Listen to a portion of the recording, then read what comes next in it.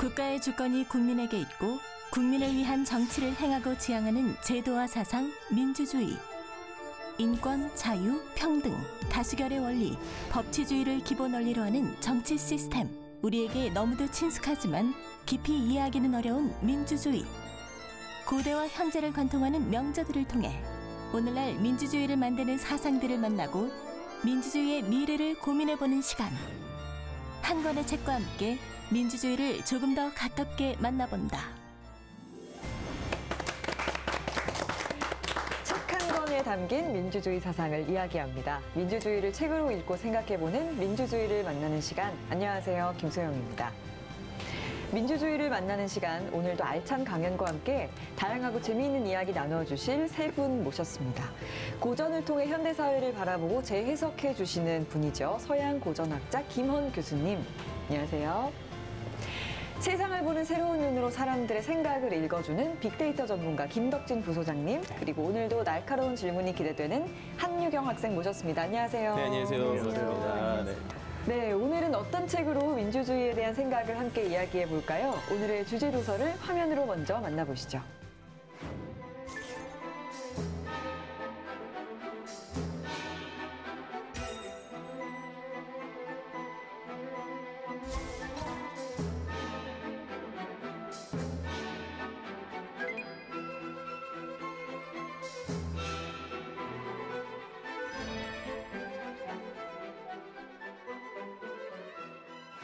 오늘의 주제 도서는 아리스토텔레스의 수사학입니다.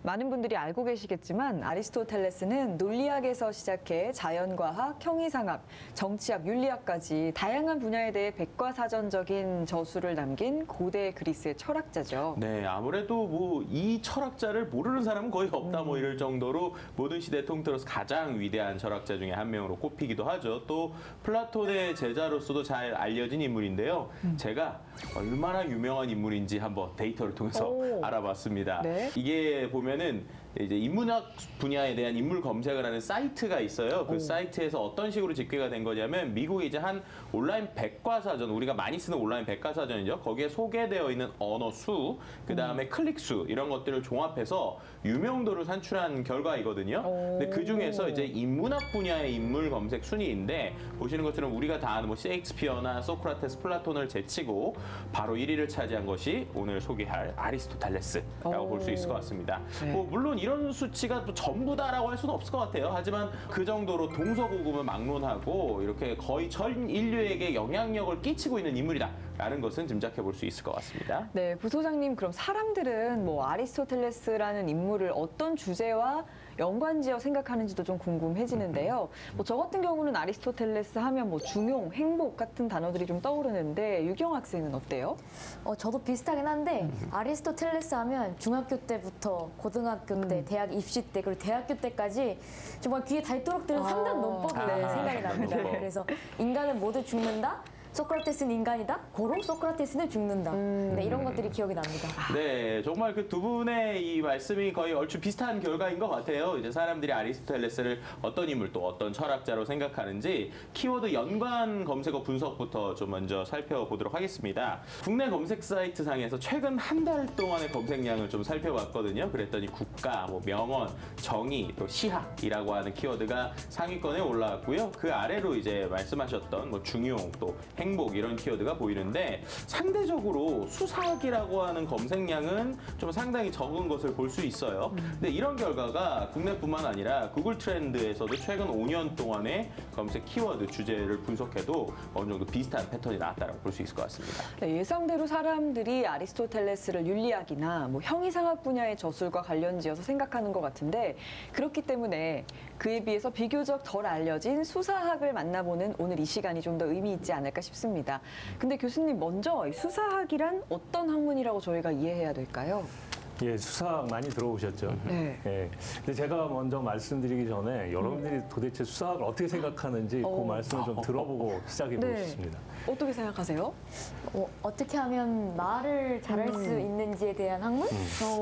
저는 이렇게 좀 꾸미는 거, 뭐 예를 들면 이런 거 있잖아요. 내 마음은 호수요, 뭐 그대는 오죠, 뭐 이런 것처럼 아름답고 뭐 멋스러운 표현 기법, 수사학은 뭐 이런 거 아닐까 뭐 생각 들기도 하는데요. 네. 예. 그 유경 학생이 아주 정확하게 얘기한 게 있습니다. 식으로. 이 수사학에 대해서 로마인들이 정의를 내린 게 있거든요. 또는 이제 수사학을 번역한 거가 있는데 라틴어로 하자면 아르스 베네 디캔디라고 합니다. 근데 아르스는 기술이라는 뜻이고 네. 디캔디는 말한다는 뜻인데 베네 요게 바로 이제 잘이라는 뜻입니다. 그러니까 풀어보면은 잘 말하는 기술 이렇게 되겠죠. 그러니까 말을 잘하는 방법을 배운다. 그러면 이제 수사학을 배운다는 건데 말을 잘하는 건 멋있게 시적으로 문학적으로 꾸며내는 멋을 부리는 그런 표현의 기교가 아니겠느냐 이런 그 얘기를 하는 사람들이 꽤 많았어요. 그래서 사실은 아리스토텔레스의 다른 작품이 시학하고 이렇게 연결이 됐던 것이 있습니다. 그러니까 시학하면은 이제 시를 짓는 것에 관한 학문 뭐 이렇게 얘기가 될 수 있을 텐데 그런 점에서 보면 이게 문학하고 연결이 되지 않겠느냐 이런 생각을 하고 있을 수 있겠죠. 네. 그러니까요. 교수님 말씀해 주신 것처럼 딱 이름이 직관적으로 오잖아요. 시학. 그러니까 시와 관련된 건가? 뭐 이런 느낌이 들고 수사학. 그러니까 뭔가 이렇게 유려한 표현 기법 이런 걸 다루는 내용 때문에 이제 이러한 느낌들이 많이 오는 거 아닌가? 뭐 이런 생각이 들어요. 예, 맞습니다. 근데 사실 이 수사학이나 시학이나 이것이 만들어진 그 당시로 돌아가 보면 아테네 그리스의 아테네라고 할 수 있겠죠. 그것으로 돌아가면은 이 두 부분이 관여하는 영역은 그 문학의 영역이라기보다는 오히려 정치학의 영역이다 이렇게 얘기할 수 있습니다. 한마디로 얘기하면 이렇습니다. 시학이든 수사학이든 많은 대중들을 앞에 놓고 이야기한다는 공통점이 있었고 특히 그리스 아테네에서는 그 점이 굉장히 부각이 됐었기 때문에 정치학의 영역에서 시학과 수사학이 관계를 맺고 있다 이렇게 말할 수 있습니다. 뭐 문학이 아니라 사실은 정치의 영역이다라는 말이 언뜻 들어서는 또 이해가 안 가실 수도 있을 것 같은데 수사학의 발생 시대, 배경과도 연관이 좀 있을 것 같습니다. 조금 더 설명 부탁드릴게요. 예, 일단 시학하면 이건 문학이라고 쉽게 생각할 수 있겠죠. 그 당시에 그리스에서는 그 시학이든 문학이든 이 문학이 소비되는 방식이 우리가 지금 생각하는 것처럼 책을 본다든가 그런 게 아니었습니다. 그러니까 문학 자체도 하나의 그 공연 형식으로 이루어졌었고 그 공연이라는 게 좀 자신의 생각을 발표할 수 있는 기회로 사용했기 때문에 시학조차도 정치학의 영역이었는데 수사학은 더더욱 사실은 이제 따져보면은 그 문학의 영역이 아니라 정치학의 영역과 관련이 깊었습니다. 왜냐? 저 연설가의 기술이라는 뜻이 있거든요. 그러니까 이제 연설가를 위한 책인 거죠. 또한 의회에서도 그 특별히 우리는 의회 하면은 법을 정하던가 정책을 정하는 건데 이때 우리는 국회의원에게 일임을 하잖아요. 그렇죠. 근데 그때 당시에는 모든 시민이 의회에 모일 수가 있었어요. 맞아요. 그리고 자기가 어떤 법안이나 정책을 원칙적으로는 다 자유롭게 얘기할 수 있었거든요. 이럴 때 필요했던 기술이 바로 수사학이 있기 때문에 수사학은 바로 정치적 영역과 관련이 있다. 이렇게 얘기할 수 있습니다. 네, 말씀을 들어보니까 수사학은 고대부터 자유시민이라면 반드시 알아야만 했던 학문이었구나 생각이 드는데요. 아리스토텔레스의 책 수사학이 현대 민주주의를 살아가는 우리들에게는 어떤 메시지를 줄 수 있을지도 궁금해집니다. 그럼 지금부터 아리스토텔레스의 수사학 김헌 교수님의 강연으로 들어보겠습니다.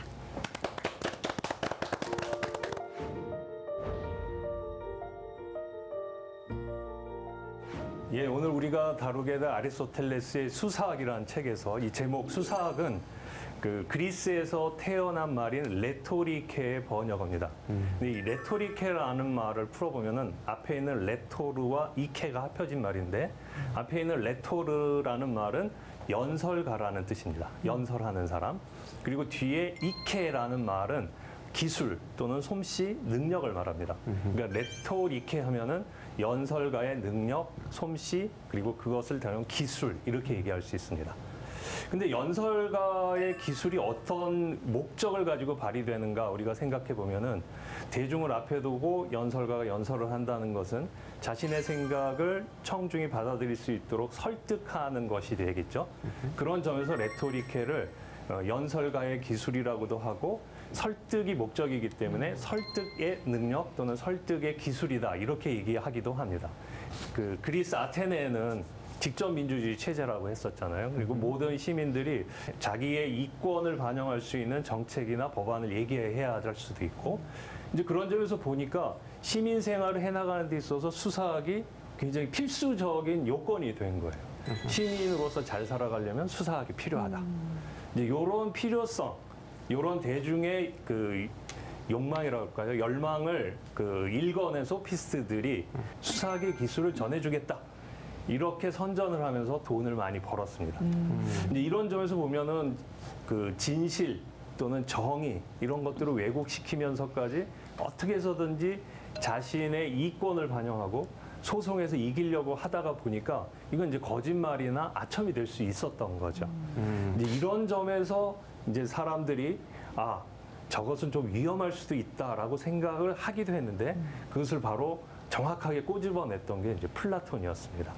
플라톤은 설득을 낳고 설득을 심어준다는 점에서 보면은 이거는 기술이라기보다는 체계적인 기술이라기보다는 그 청중을 말로서 현혹화하는 그런 속임수나 아첨이 아니겠느냐.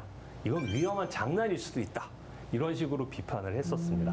교수님 말씀을 들으니까 이 수사학에 대한 오해와 편견이 좀 그래서 좀 그때부터 시작된 거 아닌가 뭐 이런 생각 들기도 해요. 그렇습니다. 네, 그렇다면 이제 아리스토텔레스는 이제 수사학에 대해서 플라톤과 좀 다른 관점으로 좀 바라봤나요? 예, 그렇죠. 그 아리스토텔레스는 플라톤의 학교의 아카데미아에 들어가서 거기에 제자로서 거의 20년 가까이 공부를 했다고 알려져 있거든요. 이제 그런 점에서 보면 플라톤의 가르침을 잘 배웠던 아주 충실한 학생이라고 우리가 생각할 수도 있는데 사실 플라톤에 대해서 굉장히 비판적이었던 또 문제 학생이기도 했습니다. 정말 수사학이 위험할 수 있겠구나. 선생님 말씀 일리 있다라고 하면서도 하지만 저런 속임수나 말의 궤변 또는 사람을 현혹시키는 말재주를 막아내고 이겨내는 것 역시 수사학이 아니겠느냐 생각을 한 거예요. 그러니까 수사학은 잘 쓸 수도 있고 나쁘게 쓸 수도 있는데 나는 수사학을 정말 잘 쓸 수 있는 방식으로 연구하고 책을 써야겠다. 이런 말을 했던 겁니다.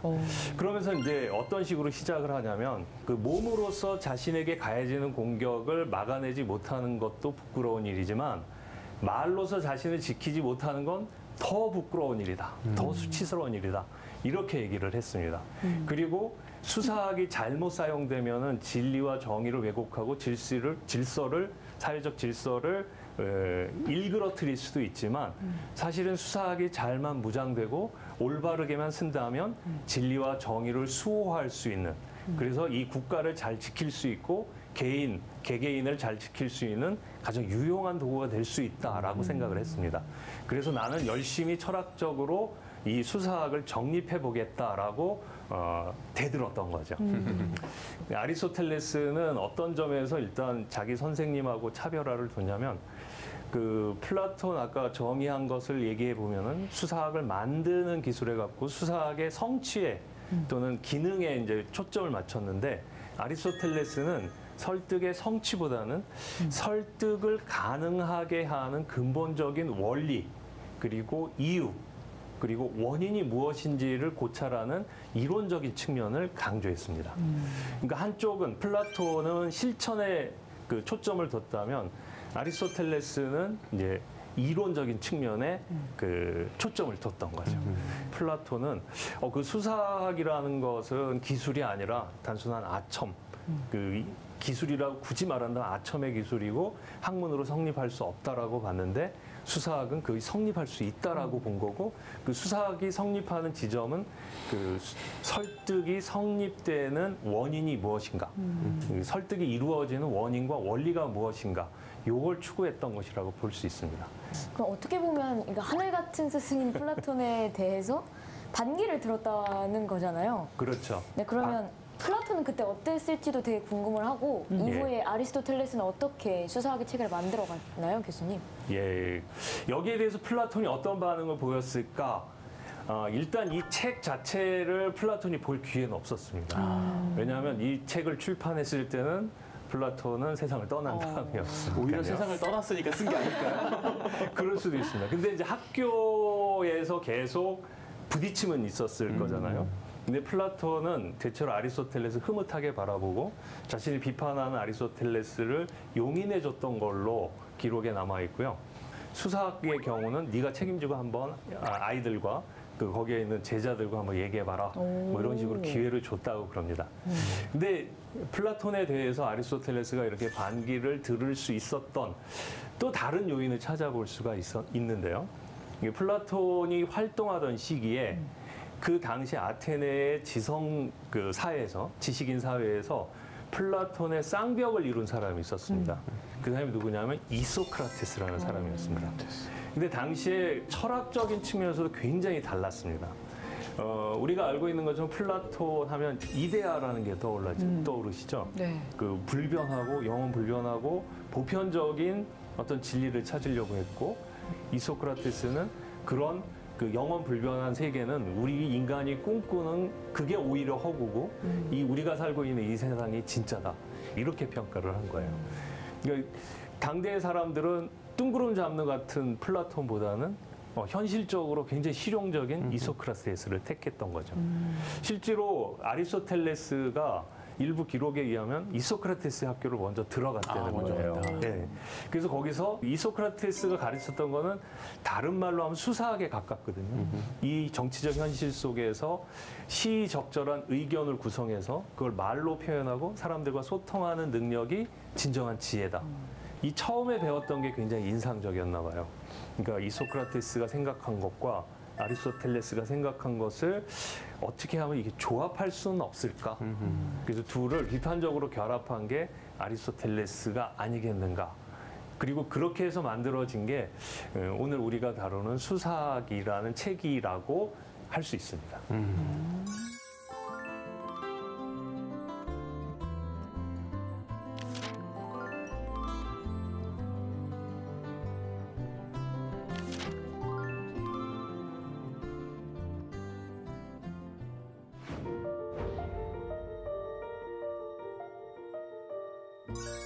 아까 말씀드린 대로 수사학의 정의 기억나시죠?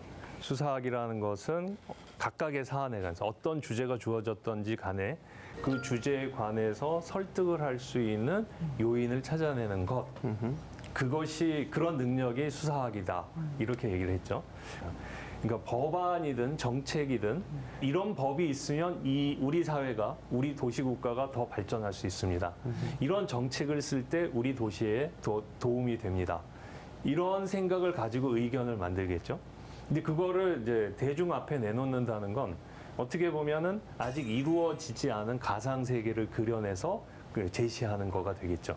그럼 청중들은 그 얘기를 듣고 있다가 저런 사회에 살고 싶다라고 생각을 하면은 거기에 이제 동의하는 표를 던지겠죠.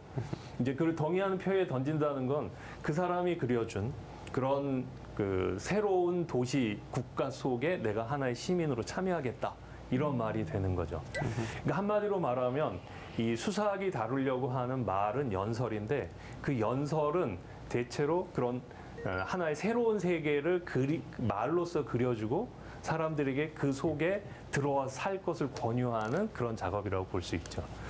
자, 이런 점에서 보면은 이제 수사학이라고 하는 것이 크게 세 가지로 구성이 된다고 볼 수 있습니다. 말하는 사람, 즉 연설가와 말을 듣는 사람, 청중과, 그리고 청중과 연설가를 연결하는 말, 이 세 가지로 구성된다.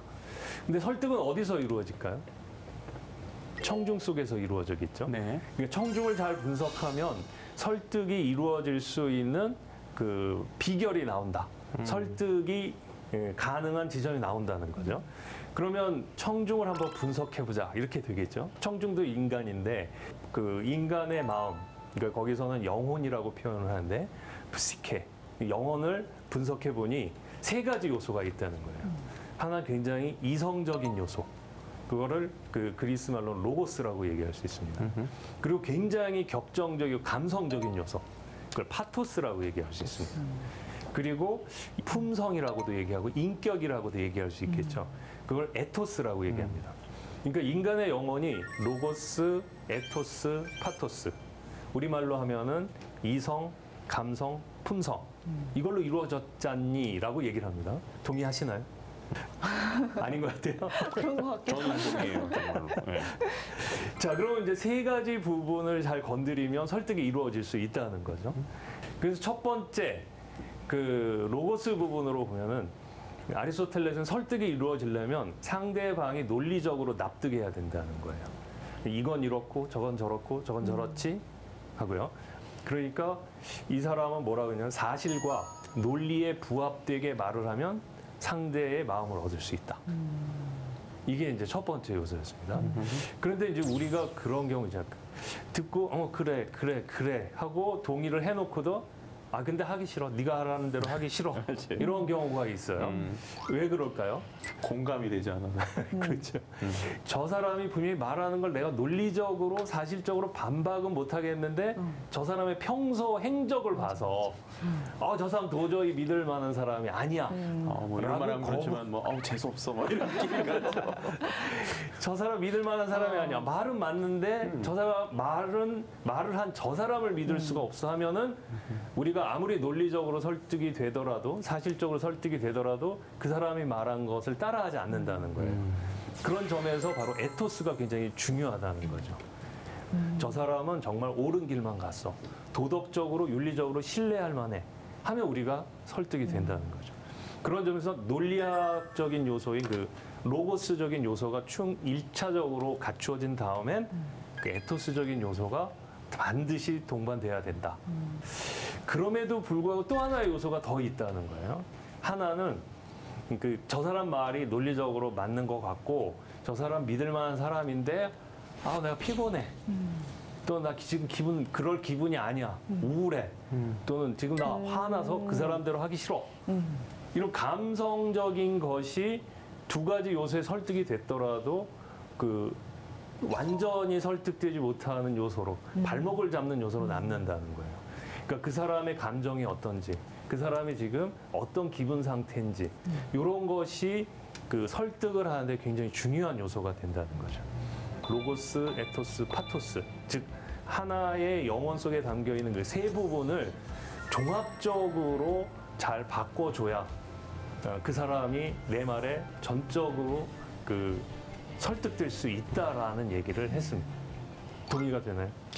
그런 것 같아요. 그렇지 않으면은 왠지 안 믿게 되는 게 있는 것 같아요. 저도 파토스에 대한 강의를 들으면서 와닿았던 게 저도 얼마 전에 이제 노트북을 사야 될 때가 있었는데 상당히 고가라서 부모님께 선뜻 말씀드리기가 좀 그랬는데 이제 부모님이 식사를 하시다가 갑자기 기분이 너무 좋아지셔가지고 그때 노려서 얻어냈습니다. 이게 바로 이 타이밍이라고도 할 수 있지만 이제 청중의 감정이 파토스에 집중해서 설득에 성공한 거 아닌가 싶은데 교수님 맞나요? 예, 맞습니다. 지금 아주 그럴듯하고 공감이 되는 사례를 얘기해 주셨습니다. 그러니까 이건 이렇고 이건 이래서 이래야 합니다. 제 말 믿으시죠? 하면 다 따라오겠죠? 그러니까 갑시다 할 때 가야 이제 이게 완전한 설득이 완성되는 거잖아요. 그렇게 이제 행동으로 옮겨질 때 가장 중요한 요소가 어떻게 보면 그 파토스적인 요소라고 할 수 있죠. 그런 점에서 이제 훌륭한 연설가들은 그 논리적으로 얘기하고 자신이 얼마나 믿을 만한 사람인지 자신의 삶의 행적과 자신의 품성 또 다른 사람의 신뢰도 이런 것들을 얘기한 다음에 제가 하자는 대로 하면은 이러이러한 일이 있을 수 있습니다 하고 희망을 불어 넣어주고 제가 하자는 대로 하지 않는다면 여러분들은 큰 해를 입을 수 있습니다 하고 불안감을 조성할 수 있죠. 그래서 그 아리스토텔레스도 그 논리적인 것과 품성적인 것을 잘 바탕을 둔 다음에는 그 적절한 공포와 희망을 불어넣어라. 그럴 때 청중은 같이 움직여줄 수 있다. 이런 식으로 얘기를 했습니다. 네.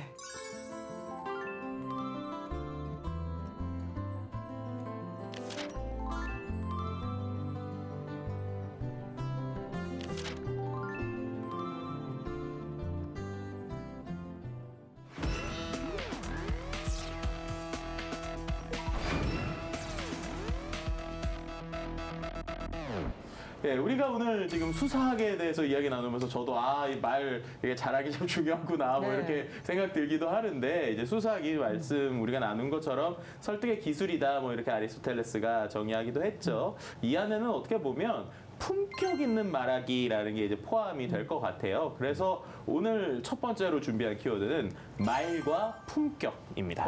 네. 어떤 내용인지 궁금해지는데요. 네, 이 말과 품격에는 어떤 관계가 있는지 또 품격 있는 말하기가 상대방을 설득시키는데 어떤 영향을 미치는지 등을 좀 다양하게 살펴봤는데요. 한번 그 결과를 좀 보도록 하겠습니다. 네, 우선은 이제 말 그리고 품격 이 두 개의 키워드에서 소셜에서 공통적으로 언급되는 연관 키워드를 한번 뽑아봤어요.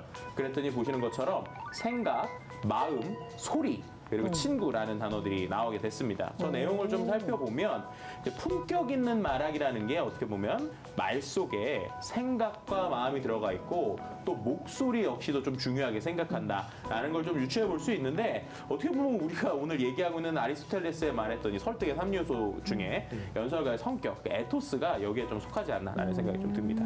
그렇다면 품격 있는 말하기가 상대방을 설득시키는 데는 어떤 영향을 미치고 있는지도 궁금합니다. 네, 그에 대해서 좀 답을 얻기 위해서 이번에는 품격, 말하기, 설득 이 세 가지를 같이 넣어서 연관 검색어 분석을 좀 해봤어요. 그랬더니 거기서 나오는 키워드들이 상대방, 마음, 신뢰 이런 것들이었습니다. 그러니까 이제 정리하면 품격 있는 말하기를 하기 위해서는 상대방의 마음을 열어서 신뢰하게 만들고 그것이 설득을 이끌어낸다. 뭐 이렇게 좀 풀이해 볼 수 있을 것 같습니다. 아, 네. 상대방의 마음, 신뢰라는 점에서는 아리스토텔레스가 말한 설득의 3요소 중에 청중의 감정, 이 파토스와 관련이 있지 않나 하는 생각도 듭니다.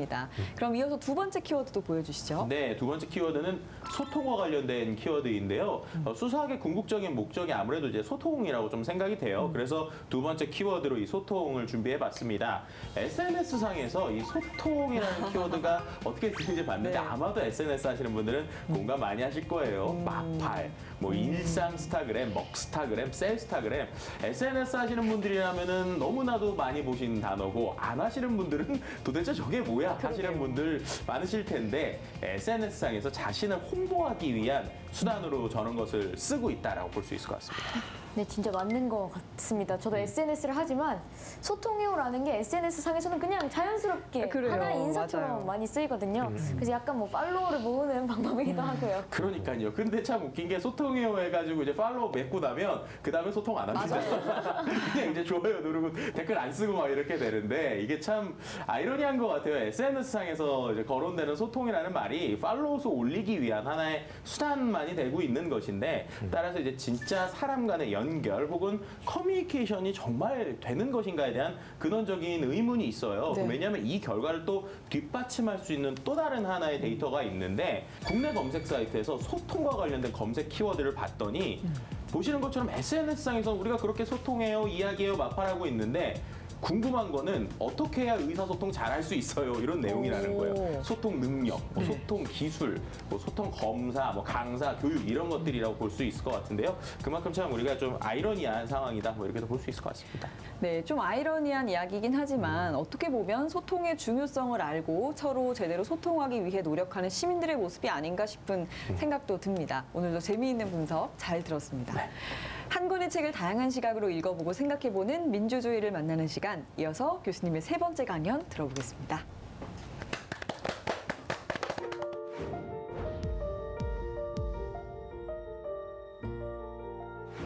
자, 그럼 이제 그 설득력 있는 연설을 꾸미기 위해서는 구체적으로 어떻게 해야 하는가 하는 이제 방법론적인 문제가 남겠죠. 이제 이 부분에 대해서는 그 아리스토텔레스는 연설은 크게 두 부분으로 나눠진다 이렇게 얘기를 했습니다. 하나는 앞부분에서 내가 다루려고 하는 문제는 이겁니다 하고 문제 제기하는 부분이 하나 있고 그 문제에 대해서 저는 이런 생각을 하는데 이게 타당합니다라고 자신의 생각을 증명하는 부분. 개념적으로 하면은 문제 제기와 증명 이렇게 두 부분이 연설의 본체, 한마디로 말하면 본론이라고 할 수 있다고 합니다. 이게 이제 핵심이 되죠. 이것만 잘 전달되면은 청중이 아 그렇구나 하고 받아들이는데 아까도 말씀드렸죠. 인간의 마음이라는 게 로고스적인 요소만 있는 게 아니라 에토스, 파토스적인 요소가 있기 때문에 이 에토스, 파토스적인 요소를 집어넣으면 더 효과적인 연설이 된다는 거예요. 그런 점에서 본론 앞에 들머리, 그야말로 이제 서론이라는 걸 집어넣고 본론 끝에 마무리, 즉 결론을 집어넣으라는 거죠. 그렇게 하면은 그 청중들의 마음을 살 수 있다. 왜냐? 청중의 그 마음 속에는 로고스적인 요소만 있는 게 아니라 그 에토스적인 측면 그리고 성격적인 측면, 즉 파토스적인 측면이 있기 때문에 거기에서 또 설득의 성패가 좌우될 수 있다 이렇게 얘기를 한 겁니다. 그렇죠. 뭐 제가 많은 대중 앞에서 뭐 방송을 한다든지 할 때도 뭐 바로 본론부터 시작하거나 예. 본론만 말하고 다 끝내진 않는데 뭐 그런 것도 비슷한 거겠네요. 예, 맞습니다. 네. 그 서론, 본론, 결론이 어떻게 보면 짜임새 있는 것처럼 되겠죠.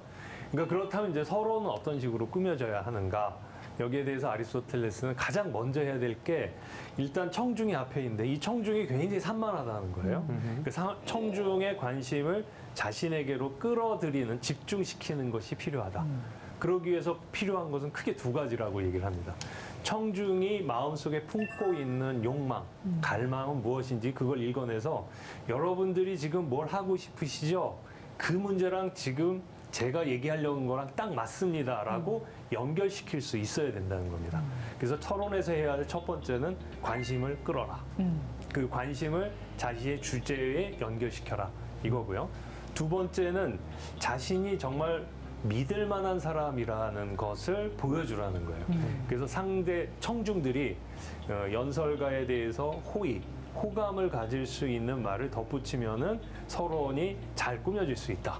그렇게 해서 청중의 관심과 호의가 그 연설가로 그 향해지는 순간 이제 본론을 하면 된다는 거죠. 그리고 이제 맨 마지막에 그렇게 해서 이제 연설가가 소위 자기의 주장을 내놓고 입증을 완결했을 때 그 마지막 부분에 그 한마디를 더 붙이라는 거죠. 결론 부분은 크게 이제 두 가지 요소로 들어간다는 거예요. 그러니까 자기가 얘기한 것을 청중들이 잊지 않도록 상기시켜 주는 것. 그래서 자기의 이야기를 요약해서 얘기해 주는 것. 그리고 거기에서 만약 내가 한 대로 한다면 이러이러한 좋은 점이 생깁니다 하고 희망을 불어넣고 만약 이대로 하지 않는다면 어떤 손해를 보고 어떻게 해를 입을 수 있습니다 하고 불안의 요소를 적절히 심어주라는 거죠. 이렇게 보면은 서론, 본론, 결론의 요소가 그 아리스토텔레스가 얘기했던 설득의 3요소, 그 에토스, 파토스, 로고스의 요소를 그 연설의 그 전체 형식 속에 이렇게 집어넣은 거라고 볼 수 있습니다. 연결이 시키자면은 그 서론 부분은 에토스 부분이 강하고 본론 부분은 로고스 부분이 강하고 결론 부분은 파토스 부분이 강하다 이렇게 얘기할 수 있고 이렇게 구성해서 연설문을 작성하고 실제 청중 앞에서 연설을 한다면 설득의 효과가 굉장히 높아질 것이다 라고 아리스토텔레스가 주장했고 그걸 믿고 있었던 거죠. 네, 방금 말씀하신 세 단계. 들머리, 주제 설명과 입증, 마무리. 이걸 딱 들으니까 뭔가 제가 학교에서 배운 서론, 본론, 결론의 형태가 제 머릿속에 콕 들어오는데요. 혹시 이것 또한 아리스토텔레스의 수사학에서 가져온 건가요? 예, 맞습니다. 실제로 그 서론, 본론, 결론의 구성을 가진 글쓰기의 원조가 아리스토텔레스라고 할 수 있고 좀 더 짚어 나가자면 이 연설을 어디서 하느냐가 또 그 굉장히 중요하죠. 그렇죠. 그 아리스토텔레스는 그 연설의 장소를 크게 세 가지로 나누게 되는데 요거는 당시 아테네의 그 민주주의 상황과 굉장히 긴밀하게 연결이 되어 있죠. 즉 아테네는 이제 폴리스, 도시국가라고 할 수 있는데 이 폴리스의 그 미래를 위한 정책과 법률을 제정하는 곳이 바로 의회죠. 그러니까 의회에서 연설을 한다. 요게 하나 있었고요. 그리고 또 공동체 안에서 그 저질러진 그 과거의 사건에 대해서 그 범인을 찾아내고 그 사람에 대해서 잘잘못을 따지는 법정. 이게 또 하나 이제 중요한 그 연설의 장소가 된다라고 파악을 했죠. 그리고 이제 각종 축제가 열릴 수가 있죠. 뭐 장례식도 열릴 수 있고 출정식이나 개선식 같은 공적인 행사. 이 장소가 바로 또 하나의 연설의 장소였던 겁니다. 그러니까 아리스토텔레스가 봤을 때 각각의 장소에 걸맞는 방식으로 연설이 만들어져야 된다 이렇게 얘기를 했습니다.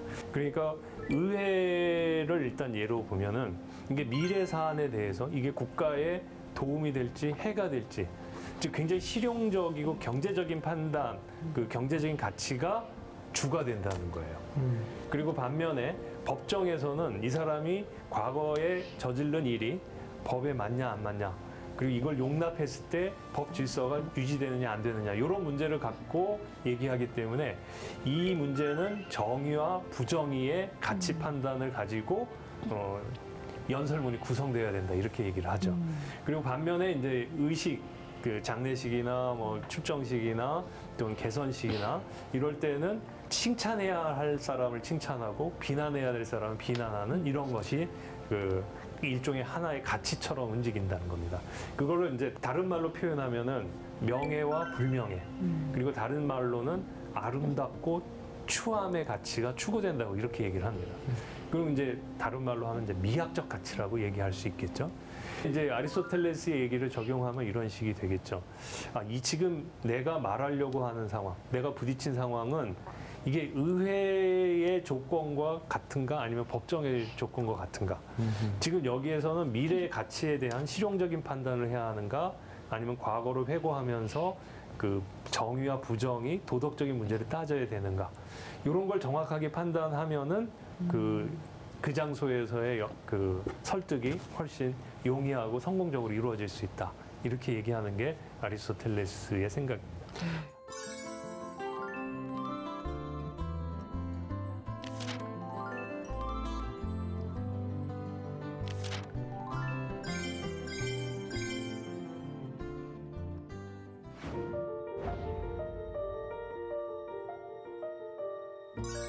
자, 그렇다면 그때의 상황과 지금은 완전히 다른 세상인가? 그리고 이런 거에 대해서 우리가 한번 얘기를 해볼 수 있는데, 우리 이제 다른 세상에 살고 있다라고 얘기를 하죠. 그런데 이제 변하지 않는 건 있습니다. 어떻게 내 생각을 잘 표현하고 다른 사람과 제대로 소통할 것인가? 그럴 때 이제 말의 기술인 수사학의 근본적인 질문, 이건 여전히 유효하다고 할 수 있습니다. 말을 해야만 하는 사람이라면 바로 이런 수사학적인 문제에 부딪힌다고 할 수 있고, 이게 우리 모두의 고민이라고 또 할 수 있겠죠. 뭐 지금 디지털 정보화 시대를 산다고 그렇게 말은 하지만 우린 여전히 그 시대에서도, 이 시대에서도 말하고 쓰기를 멈추지 않고 있죠. 말하고 쓰는 것은 어떻게 보면 기술 자체보다도 더 근본적인 그런 인간의 원초적인 활동이라고 할 수 있습니다. 사람들은 직접 입을 열어서 말하기도 하고 마이크를 이용하기도 하고 영상을 통해서 말을 하기도 하죠. 근데 전부 이게 똑같이 말하기라고 할 수 있죠. 그리고 펜으로 글을 쓴다든가 붓으로 쓴다든가 뭐 컴퓨터 자판으로 모니터에 그 글을 쓰는 사람도 있지만 이것도 다 똑같은 글쓰기라고 할 수 있죠. 쓰고 말하는 기술, 이거는 코드의 변화 또는 매체의 변화는 있을 수 있지만 소통의 근본적인 과정, 이거는 아리스토텔레스가 살았던 그때나 디지털 시대를 사는 지금이나 다르지 않습니다. 왜냐하면 모두 다 인간이기 때문에.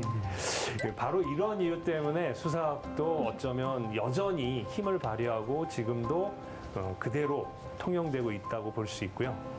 그때 민주주의와 맥이 통하는 우리 지금 현재 민주주의, 우리도 이제 민주주의 시대를 살고 있는데 어떻게 보면은 그때보다도 더 진지하게 그리고 더 심각하게 연구되어야 할 학문이고 또 활용되어야 할 학문이고 우리 모두가 공유해야 할 그런 중요한 학문이라고 생각합니다. 자, 이것으로서 제 강연을 마치도록 하겠습니다.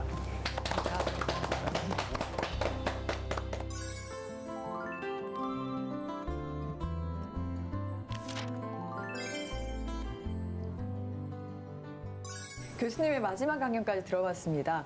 화려한 언변술 정도로 생각했던 이 수사학에 대한 오해와 편견을 깰 수 있는 시간이었던 것 같은데요.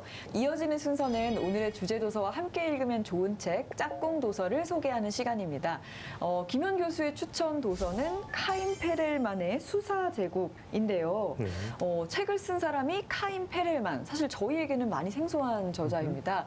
저자에 대해서 좀 궁금한데 어떤 학자인가요? 네, 이분은 이제 폴란드에서 태어나서 벨기에에서 공부하시고 활동하신 그런 분입니다. 철학자로도 알려져 있고 신학에도 관심이 있고 법학 쪽에도 상당히 많은 관심을 가지고 공부하신 분인데요. 이 사람의 공적을 한마디로 얘기해라 하면은 아리스토텔레스 수사학의 논리적 측면을 현대적으로 해석해서 현대화시킨 사람이다 이렇게 말을 할 수 있고 아리스토텔레스 수사학을 새롭게 했다는 측면에서 신수사학, 그러니까 신수사학의 창시자라고 얘기할 수 있습니다. 실제 이제 현대 사회에서 논쟁이 붙으면 사실 에토스나 파토스 부분보다 이제 로고스 부분이 굉장히 강하거든요. 현대 법정에 가도 그렇고요. 논증적인 측면을 어떻게 하면 그 현대화시켜서 얘기할 수 있을까? 이런 그 관심을 가지고 새롭게 수사학을 연구하신 분입니다. 네. 새로운 책이라 그런지 도전 정신이 막 샘솟는데요. 아주. 네. 네, 이 책을 읽으면 뭔가 저도 누군가를 잘 설득할 수 있지 않을까 싶습니다. 네, 꼭 한번 읽어보도록 하겠습니다. 네, 응원하겠습니다. 오늘도 두 분 함께해 주셔서 감사드리고요. 강연으로 이 시간 함께해 주신 김원 교수님 오늘 어떠셨나요? 예, 일단 처음엔 좀 겁이 났고요. 이 아리스토텔레스 수사학을 내가 이 짧은 시간 내에 잘 전달할 수 있을까. 막상 또 얘기를 하고 우리 패널 분들하고 우리 아나운서 분하고 같이 얘기를 해보니까 저 자신도 정말 아리스토텔레스 수사학이 중요하구나 이런 생각을 새삼 또 하게 됐습니다.